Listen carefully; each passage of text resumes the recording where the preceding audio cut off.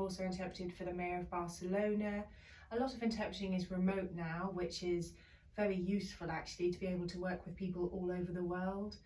I think I was always fascinated about the Spanish culture. When I was at school, I saw all the images of Spanish culture all over the classroom walls, and I just really connected with the energy that the Spaniards have. They're very sociable, they're very lively, it's such a vibrant culture, and I just became very passionate about it. The language is amazing, and when I went out to live there, and when I was there for 8 years, I was always surrounded by natives speaking the language to me, and I just absolutely fell in love with the energy and the vibrancy. It's just such a colourful nation, and I really loved it. I noticed that when I was speaking with the Spanish natives, when I came out with phrases or expressions that they normally use to talk, like giddies is like foreign people, that's their like jokey word for a foreign person, and when I say that being an English speaker, they were very excited and their faces lit up and they said, how did you know that? You know, because that's normally just a kind of in-joke between them.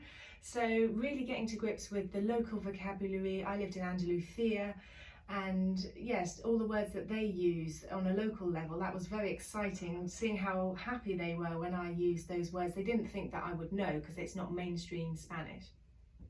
Yes, I think for me, living out in Spain also helped me become more confident in English as well. I think that experiencing a new culture just widens your world so much. It just opens up a horizon to a whole new world, and I think it's so enriching. So I think learning other languages can also, when you come back to your own country, make you feel much more confident as well, in your own language as well. Simultaneous interpreting is very difficult because obviously you're listening to a language and at the same time you're simultaneously speaking in another language. And when I was at university in Spain, the added challenge was, because I was at university in Spain, they expected me to interpret into Spanish, and they marked me as if I was a native Spanish speaker. So the pressure was absolutely enormous. You know, all of my exams I was marked interpreting into Spanish, and they marked me as if I was a native. They said, you know, you're here at university, we're going to judge you as if you're a native Spanish speaker. So the pressure was enormous, but I learned lots of tips and tricks, like different interpreters work in different ways. One of my teachers in the master's degree said that